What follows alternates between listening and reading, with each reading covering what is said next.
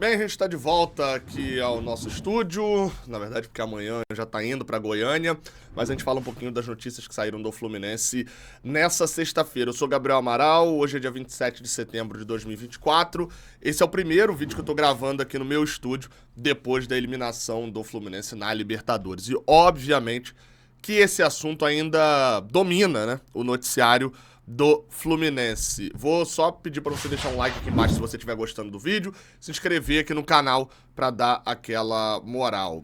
Uma notícia que é importante de ser repercutida aqui é que o STJD começou a julgar o pedido do São Paulo de anulação da partida contra o Fluminense.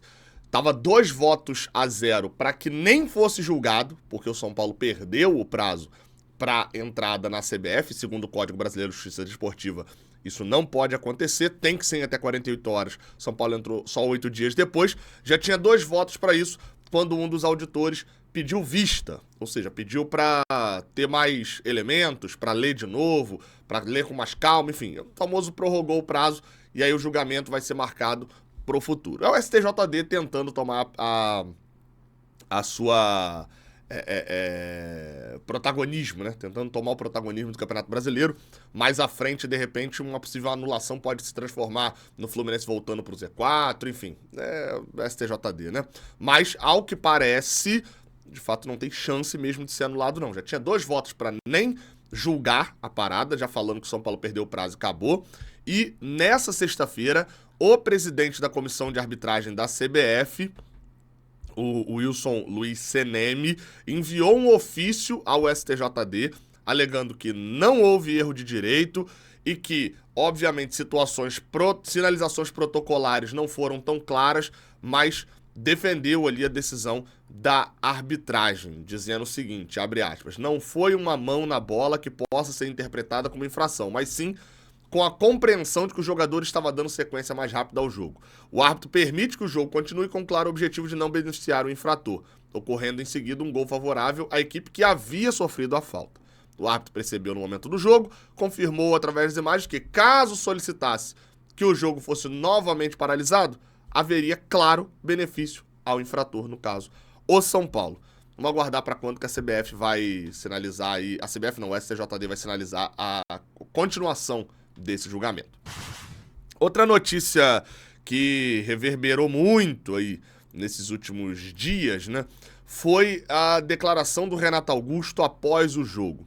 Um determinado canal de conteúdo do Atlético Mineiro disse que o Renato Augusto, na zona mista da Libertadores, e para quem não sabe o que é a zona mista, é um local onde os jogadores passam, os repórteres ficam por trás de uma grade, chamando esses jogadores para poder dar entrevistas. Na Libertadores, todos os jogadores são obrigados a passar por essa passagem ali. Tinha muitos repórteres de Atlético Mineiro, tinha os repórteres da Globo e basicamente eu e o Cauã, aqui do Rio de Janeiro, fazendo ali a zona mista. O pessoal do BTB tava lá também. O Renato Augusto passou e foi chamado por um canal de Atlético Mineiro para dar entrevista. E, bem, o que esse canal de Atlético Mineiro relatou é que o Renato Augusto teria dito o seguinte: eu não vou dar entrevista, eu nem jogo, pô. E aí esse texto saiu do contexto, dessa maneira como eu falei, e pareceu que era o Renato Augusto reclamando por não jogar. Eu estava numa outra posição, até vi o Renato Augusto passando. Mas o Cauã Tinoco estava do lado disso que aconteceu e ele, na nossa live pós-jogo, ele relatou o que aconteceu. Vou botar aqui na hora lá mesmo, ele já tinha relatado o que tinha acontecido. Olha aí só o trechinho. Acho que não é o mais importante. Quem que deu essa resposta que você estava falando aí? Renato Augusto. Quem eu tô pensando? Renato Augusto. Fala aí, narra aí. Então. Narra aqui, isso é bom. Não, narra aqui no microfone. O Cauã falou o que tinha Foi acabado um de negócio acontecer. assim, até meio... Porque o cara do Galo chegou e falou... Foi um cara do O Atlético. cara do Atlético chegou e foi... Não, Renato, fala aqui. Ó, Renato, pô, tá de sacanagem, né? Eu nem jogo, chama outro cara aí. Tipo, o cara não joga, tem muito o que falar também, né? Nesse ponto ele não tá errado. Nesse ponto ele não tá errado. E aí, ou seja, nesse relato do Cauã dava pra perceber que não era no sentido de reclamando do treinador que não escala e tal, igual tentaram meio que transformar isso. É muito mais uma lógica e essa lógica todo jornalista sabe, né? Que salvo raríssimas exceções, o cara que não jogou, ele não tem o que falar sobre o jogo, né? Então a gente nem chama, no geral, jogadores que não entraram em campo, porque o cara não dá entrevista após o jogo falando do jogo se ele tava do lado de fora. Isso não é muito comum. Raríssimas exceções do tipo, o aniversário do cara, ou o cara teve uma participação ativa ali no banco de reservas e tal. Agora, fizeram uma piada e eu concordo, é que o Renato Augusto tá meio que de auxiliar, né? Do Mano Menezes, e auxiliar de vez em quando da entrevista. De fato, eu gostaria de ouvir o Renato Augusto, mas ele não vai falar, né? A gente gostaria agora de ouvir o Mano Menezes, tendo oportunidade de perguntar sobre isso, uma coletiva que de repente eu tenha 2 perguntas, que possa perguntar sobre o jogo, mas também possa perguntar sobre a situação do Renato Augusto. De repente a gente vai tentar entender para ver se é o caso do Terãs, porque o Terãs, ele falou, não tá em português claro, né? Ele não falou com essas palavras. O Terãs não tá treinando bem, não tá desempenhando bem, por isso que eu não trago ele pros jogos. Eu queria entender o que o Renato Augusto faz de bom pra ele tá sendo relacionado pra todos os jogos e o que ele faz de tão ruim que ele nunca é uma opção pra entrar. Era essa parte que eu queria entender mais do Mano Menezes. Tendo a oportunidade, vou fazer essa pergunta. Vamos lá pra mais uma. Aí essa, pelo amor de Deus, né? Já vieram me indagar na live do Canal 20, já chegou em WhatsApp. Eu fui pesquisar e entraram numa onda de John Arias no Cruzeiro. Olha isso daí, ó. Acabei de pesquisar. Se você botar no seu Google aí, John Arias Cruzeiro, aparece o canal Voz da Toca. Chora Fluminense. Diniz faz o meio de campo para John Arias no Cruzeiro. Urgente. Cruzeiro acerta a contratação de John Arias 3 semanas atrás. Bomba! Por 1 milhão por mês, John Arias deixa o Fluminense. Bomba da terça. Arias do Fluminense no Cruzeiro. Contratação de John Arias no Cruzeiro ganha força da torcida. John Arias pode ser o grande presente do Cruzeiro para 2025. E aí, assim, é só portal de Cruzeiro falando umas coisas que não tem qualquer nexo, qualquer notícia. E, enfim, é só pelo simples fato de falar. E a internet está repleta disso. Outro fator ainda que acrescenta nesse ponto. Fernando Diniz foi para lá agora. E aí vão encher a paciência dizendo que o Diniz pediu o John Arias, etc. Qual que é o cenário atual do John Arias? Eu vi umas pessoas falando que o John Arias jogou de sacanagem, jogou de corpo mole. Não achei isso, tá? Não achei isso. O Fluminense não rendeu e, se for por isso, o time todo jogou de corpo mole. Inclusive, uma estatística, um parêntese aqui no assunto de John Arias.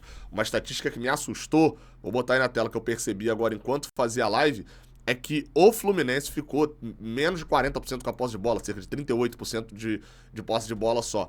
E o Fluminense só fez 4 faltas no jogo. O Fluminense só fez 4. Só o Hulk fez 6. Sendo que dessas 4 do Fluminense, uma é o pênalti do John Arias, que é uma bola protegendo o rosto.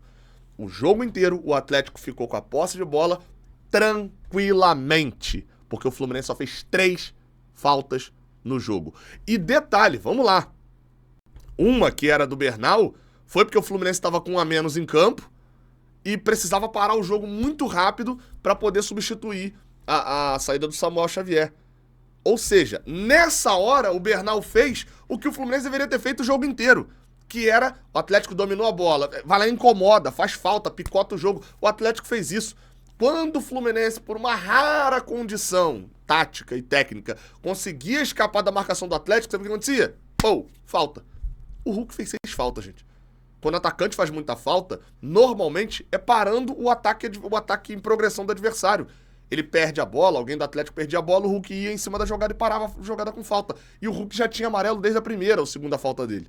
Então, assim, quer falar de corpo mole? Vamos falar do corpo mole de todo mundo. Porque só o Diogo Barbosa e o Martinelli fizeram uma falta e acabou. Ninguém fez falta. E fazer falta, obviamente, também é a tática. Voltando pro John Arias, não acredito num corpo mole do John Arias. Não acredito no John Arias partindo pro Cruzeiro. Mas a gente vai ter que discutir sobre a saída do John Arias no final do ano de novo, porque vai ter que chegar a proposta. O John Arias claramente ficou muito puto com a situação toda que aconteceu no meio do ano, né? Porque isso virou público. Então, e isso virou público pelo lado do John Arias. Então, enfim, vamos ver como é que vai acontecer. Agora, Cruzeiro. Pouquíssimo provável que o Cruzeiro faça uma proposta tão atraente pro John Arias a ponto dele não ir pra Europa. ou sair do Fluminense. Se sair do Fluminense hoje, acho que a relação já está estremecida, mas acho pouco provável a situação do João Arias no Cruzeiro e até o momento não tem nenhuma notícia, tá? Vamos lá, o Mário Bittencourt falou, né? Deixa essa pauta pro final porque ela é um pouquinho maior. Mário Bittencourt falou na assinatura do contrato para concessão do Maracanã. O clima de velório nessa assinatura, né? Porque, para quem não sabe, hoje se assinou o contrato para que a empresa composta por Flamengo e Fluminense assuma a concessão do estádio do Maracanã. E aí, assim, o Rodolfo Landim e Mário Bittencourt assinando um documento na sexta-feira, né? Flamengo eliminado pro Penharol na quinta e o Fluminense eliminado pro Atlético Mineiro na quarta, né? Imagina o clima de velório, né? Mas o que importa pra gente foi que o Mário deu entrevista lá não sei se era só a Globo que tava lá, mas enfim, deu entrevista e falou o seguinte, eu vou ler a entrevista dele aqui, porque eu sei que tá, apesar de estar aí na tela, eu vou ler e vou pontuar alguns pontos que me incomodaram, tá? Alguns pontos me incomodaram. Ele falou aqui, bom, com relação à nossa temporada, a gente vem fazendo um ano muito ruim. Ok, concordo. Infelizmente, depois de um grande ano que a gente fez em 2023, a gente não conseguiu ainda encontrar o nosso melhor caminho esse ano. Enfim, é óbvio que ele tá falando do próprio trabalho, então ele vai amenizar muito, né, o que é de fato. Encontrar o nosso melhor caminho nesse ano, o Fluminense a gente tá entrando em outubro, o Fluminense se perdeu desde o início do ano, não é que encontrou o nosso caminho, o Fluminense foi convicto até o mês de junho, sabe o motorista que não usa GPS, fala, não, é por aqui, tô te garantindo, é por aqui, e o cara já perdeu o caminho lá atrás. Foi o Fluminense até o mês de junho, quando mudou a rota. Temos de final aí o Campeonato Brasileiro. Ainda temos uma luta ali contra a parte de baixo da tabela, mas também olhando pra cima. Temos ainda 12 jogos, temos um jogo a menos, temos possibilidades sim, até matemáticas, são ínfimas matematicamente com relação a uma pré-Libertadores. Assim, falar de pré-Libertadores nesse momento chega a ser ridículo. Mas ainda temos chances matemáticas e temos excelentes chances matemáticas de buscar uma classificação para a Sul-Americana. Porque todo mundo que não é rebaixado vai para a Sul-Americana praticamente. Em 2024 nós ganhamos a Recopa, mas ainda foi uma final de 2023, em 2024, né? Porque, né? Ainda naquela onda da conquista da Libertadores. Então, assim, muito triste porque a gente foi eliminado na quarta-feira, a gente se acostumou a jogar essa competição. E provavelmente não joga no que vem, né? A gente chegou a 4 anos seguidos na Libertadores. É o atual campeão. E até 30 de novembro nós somos atuais campeões. E uma eliminação é muito frustrante. Para os torcedores, para os jogadores, para nós da diretoria, nós sofremos bastante lá na quarta-feira depois do jogo. Foi um vestiário muito triste. Uma volta para casa muito triste. Mas faz parte do futebol. A gente tem que reconhecer os méritos do Atlético. O Atlético foi muito superior a nós no segundo jogo, com a classificação merecida do Atlético. Concordo. Nós não fizemos realmente um bom jogo. Fizemos um jogo muito abaixo do que aquilo que a gente poderia fazer. Aí aqui, o GE tinha publicado essa matéria aqui, ó, escrita no portal, dizendo os 7 erros do Fluminense para 2024. Vou ler só os títulos, tá? A pré-temporada e a preparação física, antecipada para poder se dedicar à Recopa e por conta do Mundial. Contratações da primeira janela não vingam, eu diria só contratações da primeira janela. O Fluminense trouxe Felipe Alves por ordem do Diniz, trouxe Renato Augusto, Douglas Costa e Gabriel Pires, que eram apostas muito arriscadas pensando fisicamente. Trouxe o Gianluca Mi, que era um empresário botando jogador aqui claramente para poder ganhar experiência no Sub-20, não era conta pro ano. Antônio Carlos, que é um operário da bola, ok? E Terãs por 14 milhões. Essa janela foi horrorosa do Fluminense. O Fluminense abusou do direito da possibilidade do erro, né? Alto número de lesões, mas aí foi algo que a gente bateu na tecla desde o início também, de como é a exigência alta física da preparação física que o Diniz pede, somado ao problema do início do ano, seria um problema mesmo. A falta de homem-gol, a fase ruim do Germancano, acho que muito causada também por uma questão física, né, do Cano.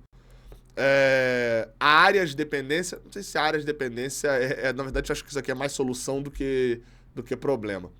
O comando técnico, né? Trocar o super treinador que era o Diniz, o super no sentido dele ter todos os poderes, né? deixaram todos os poderes na conta dele e a mudança de planejamento, né? Você pega as contratações do meio do ano, é completamente desconexa com a do início do ano. Aí o Mário comentou o seguinte: hoje eu vi uma matéria que apontava algumas questões, um jornalista apontando algumas questões que ele achava que fizeram com que o Fluminense derrapasse no ano. Eu concordo com algumas delas. Que ele fala um jornalista, mas eu não sei se era... A matéria do GE não tá assinada, né? Eu concordo com algumas delas, eu concordo com algumas. E uma delas, na verdade, é uma coisa que não é por responsabilidade nossa, que é citado na matéria que nós voltamos um mês depois e iniciamos uma pré-temporada bem após os outros. Isso se deu, que a gente tem a obrigatoriedade legal de dar férias aos jogadores, aos funcionários do clube. Como fomos ao Mundial, começamos um ano atrasado. Concordo, beleza. Eu disse isso na minha primeira entrevista do ano, salvo engano, na inauguração do Museu do Fluminense, que os clubes que vencem a Libertadores e disputam o Mundial acabam tendo dificuldades no ano seguinte, justamente porque o calendário fica muito apertado e a gente se vê que nós estamos na final de setembro e estamos ainda disputando a Libertadores brasileiro. Tem um ponto aqui, tá? Os times fazem isso, mas não botam os jogadores para jogar uma semana depois de voltar de férias. Uma semana. O Fluminense voltou de férias e uma semana depois estava todo mundo no Luso Brasileiro ganhando de 4-1 do Bangu. Acho que foi isso, né? Foi o 4-1 do Bangu que volta todo mundo. Isso porque o objetivo era a Recopa. Eu já falei isso daqui. Eu não tenho soluções aqui não, tá? Eu tô analisando. Quem analisa não necessariamente precisa ter soluções, não. Mas o princípio era: a temporada do Fluminense foi moldada para ganhar a Recopa. Ferrou o Brasileirão, ferrou a Libertadores, quase, né? Mas enfim. Ferrou o próprio Carioca para ganhar a Recopa. Foi uma escolha. Diante de um ano que a gente começou com uma pré-temporada difícil justamente por causa desse mês de decréscimo. Aí depois diz aqui o seguinte: além de tudo, cita algumas contusões. O Fluminense teve muitas contusões, mas se você analisar, aí também teve fator sorte para nós. Nós não tivemos um ano com sorte. Aí assim, no futebol você também tem que ter sorte. Eu concordo que no futebol você tem que ter sorte. Mas desculpa, não foi sorte, foi planejamento. Não dá pra dizer só das lesões do Fluminense, 51 lesões, nossa, que azar. Não. E não é azar porque é número. O Fluminense ano passado teve muitas lesões, mesmo jogando menos. Caiu cedo na Copa do Brasil, não teve uma recopa no início do ano, fez uma preparação de boas e ainda assim teve muitas lesões que acabaram sendo mascaradas. Porque o Fluminense não divulgava os jogadores lesionados, e eu não preciso nem aqui relembrar os milhões de casos que a gente já falou disso. E 2, porque o Fluminense fez um campeonato brasileiro relativamente tranquilo, não tinha Copa do Brasil junto, e esse campeonato relativamente tranquilo possibilitou que o Fluminense poupasse muitas rodadas do Campeonato Brasileiro. Em alguns casos, jogadores que estavam prestes a se lesionar não precisavam jogar. Você vai lembrar aí, se você olhar o Brasileirão do ano passado, numa simples batida de olho dentro do Brasileirão, você lembra de Cuiabá, você lembra de Atlético Mineiro, você lembra de Bahia, você lembra de... acho que Botafogo a gente poupa alguma galera também. Cruzeiro a gente poupa também. A gente vai ter jogador poupado contra o Atlético Paranaense. Vai ter jogador poupado contra o... Eu não lembro se contra o Palmeiras a gente poupa ou não, ali naquele meio do Argentino Júnior. Mas enfim, a gente teve uma série de jogos com jogadores poupados. Então, isso facilitou um pouco para que a gente não tivesse... Mas esse ano era esperado já ter. Então foi uma escolha. Quando você volta depois de um mês de férias e bota uma semana depois para poder jogar, para se preparar para um jogo que era em fevereiro, você sabe que teu ano fisicamente vai ser ruim. Então não foi sorte, foi escolha. Você pode dizer que o Fluminense, a outra escolha também era ruim. Beleza, mas não foi sorte. Não dá para dizer que faltou sorte pro ano do Fluminense. A gente viu um time no ano inteiro que tava jogando 2023, gente. Enquanto o John Arias estava treinando em janeiro, os outros jogadores estavam zoando que ele estava treinando. Por quê? Porque ele era Libertadores e pode tudo. O time do Fluminense nesse ano foi um time que achou que podia tudo. E aqui eu tô falando de presidente, aqui eu tô falando de comissão técnica, aqui eu tô falando de diretoria de futebol, e aqui eu tô falando também, e principalmente até pela quantidade dos jogadores.